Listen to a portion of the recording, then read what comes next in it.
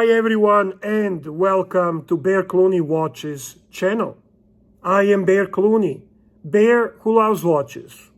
And this is Genuine Watch Enthusiast channel.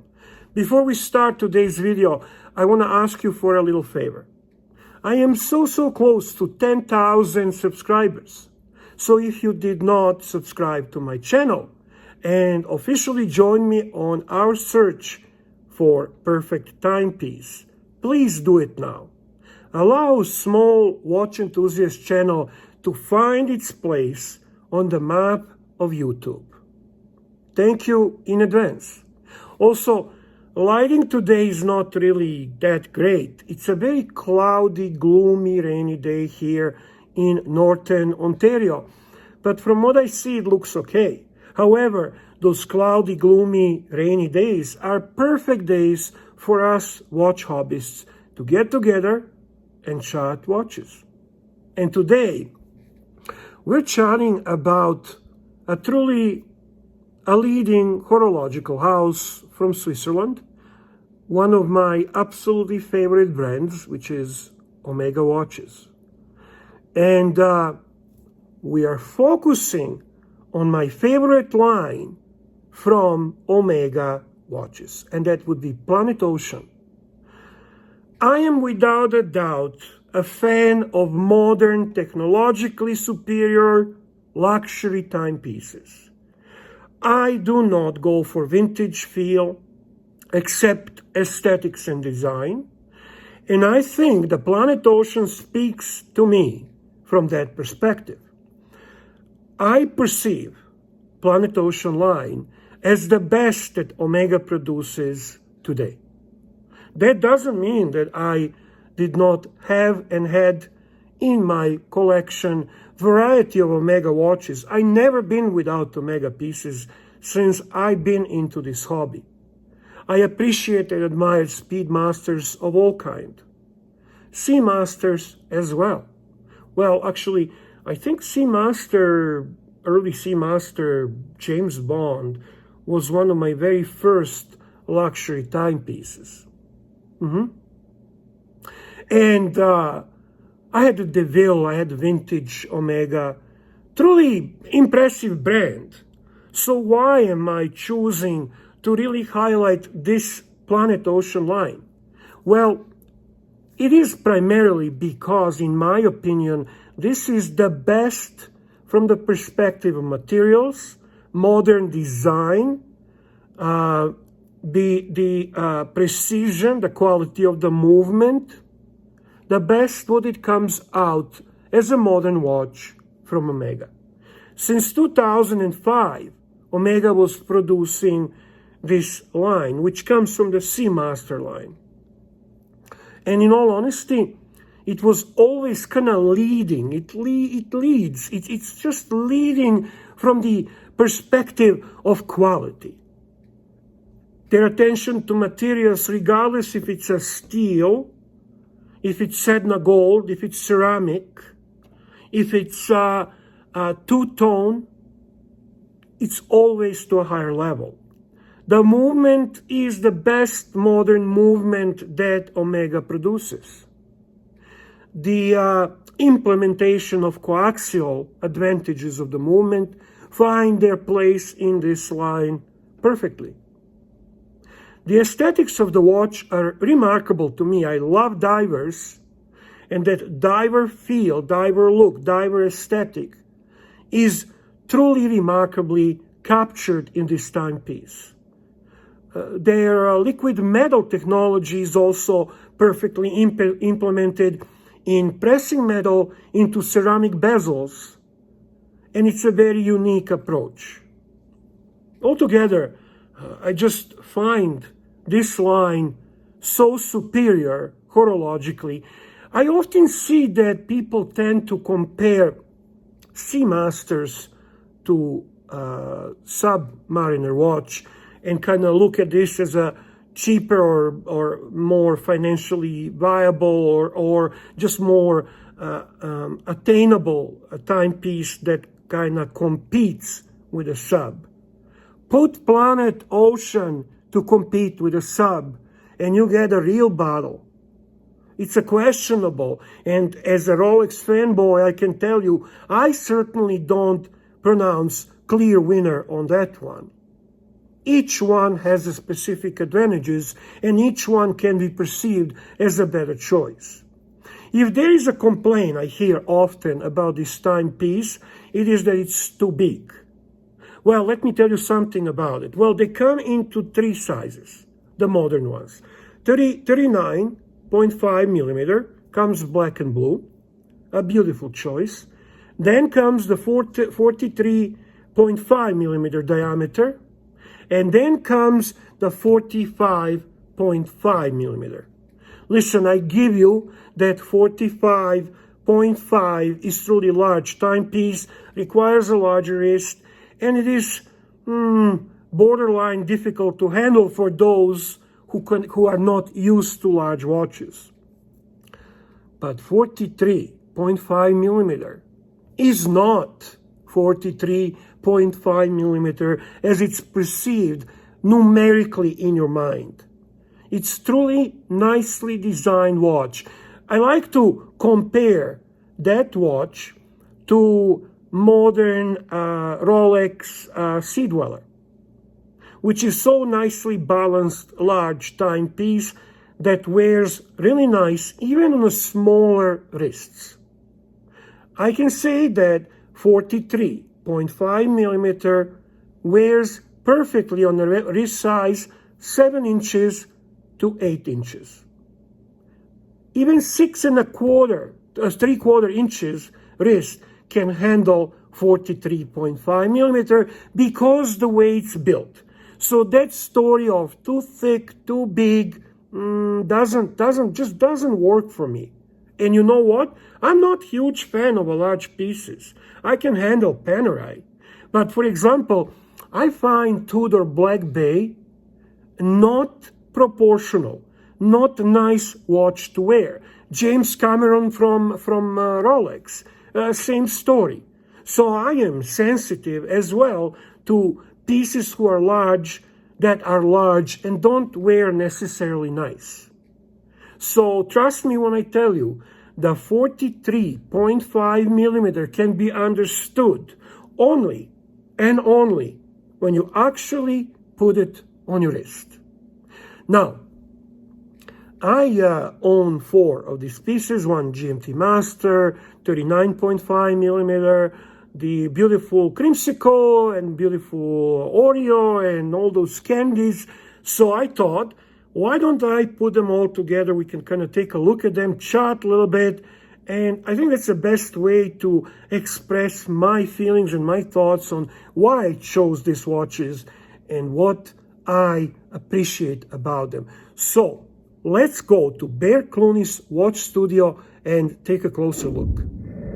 And here we are at Bear Clooney Watches channel studio. We're just about to take a closer look at my Planet Ocean collection, but before we start, here is the wristwatch check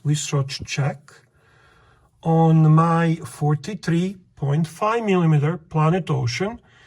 This beautiful black and orange combo.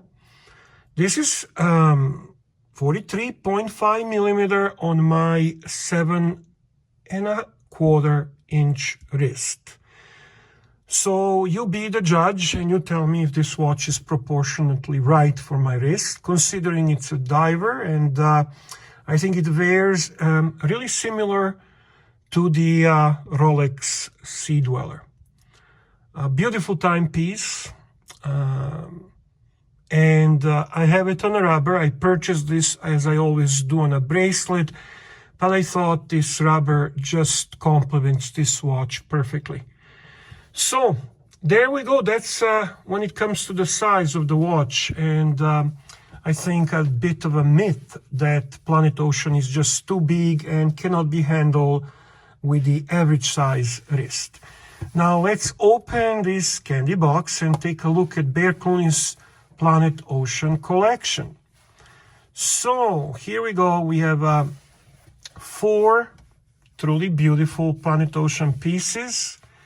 from the one you already seen on my wrist, black and orange in 43.5 millimeter. Then we have a 39.5 millimeter on a blue rubber strap, also from Omega.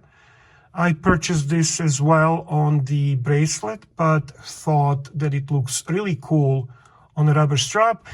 And in my humble opinion, this watch certainly gives a run for a money to an average regular Rolex Sub. This is what you should be comparing, not Seamaster 300. And then we have a Crimsico, beautiful watch, beautiful Planet Ocean with this combination of orange and white. And I think Omega, and specifically Planet Ocean, does have a tradition since 2005 in really implementing orange very beautifully on this Supreme diver piece. And last but not least is the Omega Planet Ocean GMT, which is popularly known as Oreo for the obvious reason of the black and white bezel. Just recently, I think Grand Seiko put out a piece that looks exactly like this. But in my humble opinion, no Grand Seiko can compare to Omega. For me personally, so don't get hyper, don't get jumpy. Everyone has their opinion. So let's start then from this Oreo. It was the last mention, but we'll first get a close-up look to this watch. Let me just put this in the corner. So anyway, black and white bezel, 120 clicks, even though it's still the what's it called, the GMT. Feels very actually tight, crisp, and I like that a lot. Bidirectional, beautifully displayed the movement, which is common for three pieces here, and beautifully, even though it's industrially produced, it is machined, it is still nicely decorated and truly beautiful to look at. And I truly appreciate the fact that we have watches that are 600 meters water resistant, yet manages to display their movements with the sapphire. Lovely dials, which are done in ceramic, and they just have this depth, this gloss, this beautiful feel about them. I'm a big fan of these dials, and legibility of this watch is remarkable. This is a perfect travel watch. I mean, you have a GMT, you can swim with this, you can dive with this. It's just everything in one piece. And aesthetically, I think it's just so cool. I genuinely like this piece. It wears really nice on my wrist. Again, 43.5 millimeter on 7.25 inch wrist. Perfect watch for travel, for going on vacation. Design is remarkable, and I'm so happy that it is in my collection. So there we go. This is Omega Planet Ocean GMT Oreo.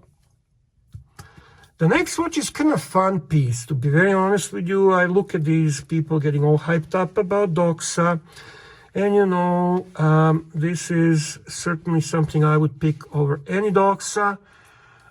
This Crimsico is a fun summer watch. It is such a beautiful contrast. I think the ceramic dial on this piece truly stands out. The bezel here is actually fully loomed. So this bezel here is not the liquid metal process. That's, I'm going to show you the difference between those two. So on the left, you have a bezel, which is ceramic bezel with numerals achieved to liquid metal process, where under significant pressure, metal is actually pressed into the ceramic bezel. This is loomed, fully loomed numerals on the bezel. We'll see that later when we shut the light off in Bear Clooney's watch studio. Again, nicely displayed. Oh, I still have a sticker here. Nicely displayed case back showing the beautiful movement of this watch. I love the bracelet on this. It does have a truly good choice for those who are into NATO straps to put the NATO on this watch. I would never do that. I despise NATO straps. I hate them in every sense of the word.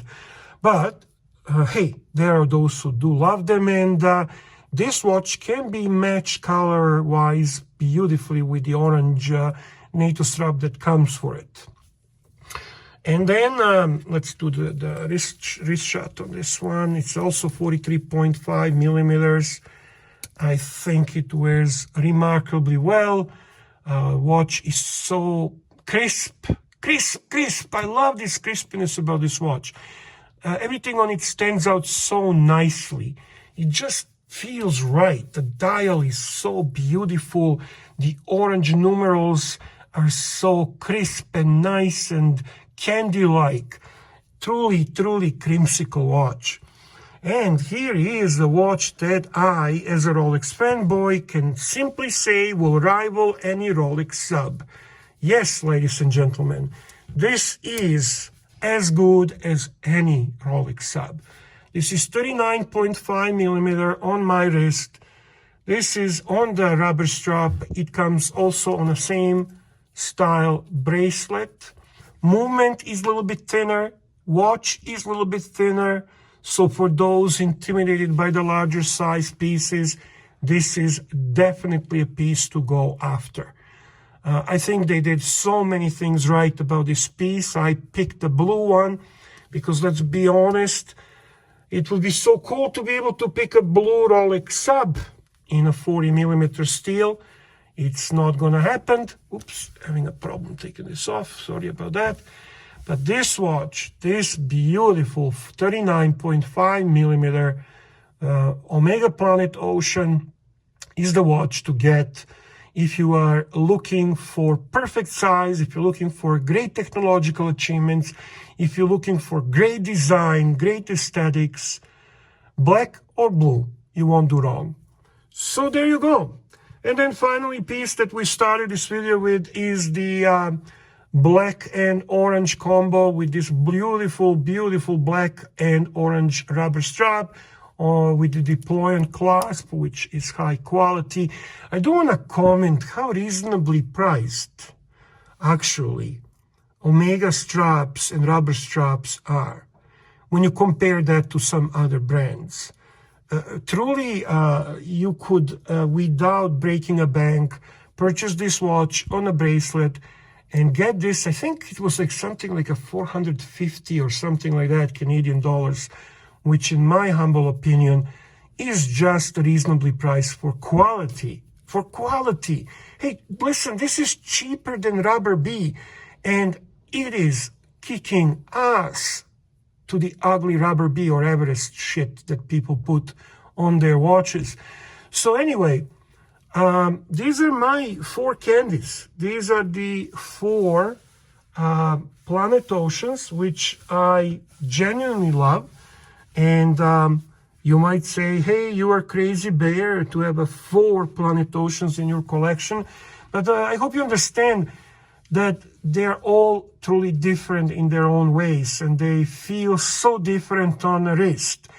And ultimately, I see it as the best watch produced by modern Omega, so why not? Why not? Anyway, let's take a look at the loom shots on these remarkable divers. And here we are in the darkness of a Bear Clooney's watch studio. So let's start with Creamsicle. This is the one I told you that it is the fully loomed bezel. I love this loom. It's truly done well, truly well. Here we go. So I honestly love this watch. And this is the only one that has the bezel loomed. The others with the liquid steel in the bezel. They only have the numerals and hands and the tip on the top loomed. Here is that was actually this is the GMT. This is the black and orange. That's the black and orange. And this is the 39.5 millimeter Rolex Sub Killer. For sure, wonderful watch. So there you go, you have a chance to see the lume. And at the end, once again, the coolest lume I still think, the Rivals Blank Pen, is this orange creamsicle. How cool is this lume? Anyway, let's go back to Bear Clooney's cave and wrap up this video. And we're back at Bear Clooney's cave. I hope you enjoyed today's video. I hope it gave you the opportunity to take a closer look at these timepieces and maybe give you a little bit better idea what do you like and dislike about them. Some of you might actually choose some of these pieces to be part of your collections and to be on your wrist. I invite you to comment, give your opinions, questions, whatever you feel like below in the comment section. I try to get to as many as I can. Also, I invite you to put like or dislike on this video, depending on how do you perceive it.